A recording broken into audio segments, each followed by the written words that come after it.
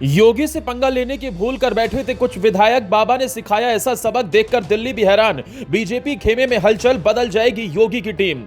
ना केशव बचा पाएंगे ना पंकज कुछ कर पाएंगे। ब्राह्मणों की बैठक पर योगी करेंगे तगड़ा सीन। सियासी गलियारे में मचा बवाल, जानिए किसका कटेगा पत्ता, किसे मिलेगा मौका। कौन है जो योगी को हराने के लिए जातियों में बांटने की कर रहा था कोशिश। शाह ने योगी को फोन कर क्या कहा, दो पूर्वांचली मिलकर बदल देंगे पूरा मंत्रिमंडल, आरएसएस की भी लगी मुहर। ब्राह्मणों की हालिया बैठकों ने यूपी की राजनीति में ऐसा दबाव बनाया जिसकी गूंज अब लखनऊ से दिल्ली तक सुनाई देने लगी। सवाल यही है कि क्या इस सामाजिक हलचल के बाद योगी सरकार की टीम में बड़ा बदलाव तय हो चुका है। सत्ता के गलियारों में चर्चाएं तेज हैं और संकेत ये बता रहे हैं कि अब यूपी में बीजेपी के भीतर कुछ भी पहले जैसा नहीं रहने वाला। लखनऊ की फिजा बदली बदली सी है, क्योंकि दिल्ली से मिले सियासी इशारों ने संगठन के भीतर बेचैनी बढ़ा दी है। मामला सिर्फ बदलाव का नहीं है, बल्कि यह भी तय होना है कि आने वाली टीम का चेहरा और संदेश क्या होगा। पहले ठाकुर समाज की सक्रियता दिखी, फिर ब्राह्मण सियासत की आवाज तेज हुई और उसके बाद से सोशल मीडिया से लेकर पार्टी के अंदरूनी बैठकों तक हलचल लगातार बढ़ती चली गई। जिन नामों को अब तक अडिग माना जा रहा था उन पर भी सवाल उठने लगे हैं। दावा किया जा रहा है कि 2027 से पहले ही 2026 में बड़ा सियासी दांव खेलने की तैयारी हो चुकी है और इसकी बिसात लखनऊ में बिछ चुकी है। इसी बीच यह भी चर्चा है कि अमित शाह और मुख्यमंत्री योगी आदित्यनाथ के बीच इस मुद्दे पर सीधी बातचीत हुई है। सूत्रों के मुताबिक पिछले कुछ घंटों में दिल्ली और लखनऊ के बीच जो सियासी हलचल हुई है उसने सस्पेंस को और गहरा कर दिया है।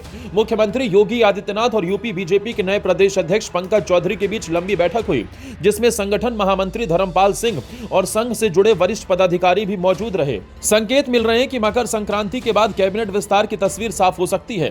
फिलहाल योगी सरकार में 54 मंत्री हैं और नए साल में यह संख्या 60 तक पहुंच सकती है। मतलब साफ है कि 6 नए चेहरों की एंट्री तय मानी जा रही है और कुछ पुराने चेहरों की विदाई भी लगभग तय है। पिछले दिनों ब्राह्मण समाज की बैठकों ने सियासी तापमान बढ़ा दिया। सोशल मीडिया पर बहस तेज हुई और संगठन के भीतर भी यह संदेश गया कि सामाजिक संकेत को नजरअंदाज नहीं किया जा सकता। बीजेपी सूत्रों के मुताबिक इस बार कैबिनेट विस्तार में सामाजिक संतुलन और क्षेत्रीय प्रतिनिधित्व सबसे अहम फैक्टर होगा। ब्राह्मण समाज से जुड़े कुछ नए नामों की चर्चा तेज है, लेकिन पार्टी का मूल फॉर्मूला वही रहेगा। वर्ग बदलेगा नहीं, सिर्फ चेहरा बदलेगा। यानी ब्राह्मण की जगह ब्राह्मण चेहरा, कुर्मी की जगह कुर्मी और राजपूत की जगह राजपूत। फर्क इतना होगा कि इस बार चेहरों के साथ संदेश भी बदला हुआ होगा। सबसे मजबूत नाम जिस पर लगभग सहमति बनती दिख रही है वो है भूपेंद्र चौधरी। पूर्व प्रदेश अध्यक्ष और पश्चिमी उत्तर प्रदेश के बड़े जाट चेहरे के तौर पर उनकी वापसी लगभग तय है। भूपेंद्र चौधरी पहले भी पंचायती राज मंत्री रह चुके हैं और संगठन और सरकार के बीच संतुलन बनाने में उन्हें अहम माना जा रहा है। पश्चिमी यूपी को साधने में बीजेपी कोई जोखिम नहीं लेना चाहती और जाट फैक्टर के साथ संगठनात्मक अनुभव को जोड़कर भूपेंद्र चौधरी को सबसे सुरक्षित विकल्प माना जा रहा है। यही वजह है कि उनका नाम सबसे आगे चल रहा है। इस बार उम्र भी बड़ा फैक्टर बनने वाली है। पार्टी के भीतर साफ संकेत है कि नई टीम में 45 से 55 साल की उम्र के नेताओं को तरजीह मिलेगी। 55 से ऊपर के कई चेहरों पर कैची चल सकती है। कुछ को संगठन में भेजा जा सकता है और कुछ की छुट्टी हो सकती है। बीजेपी की रणनीति ताश की गड्डी जैसी है, पत्ते वही रहते हैं लेकिन हर बार नए सिरे से फेंटे जाते हैं।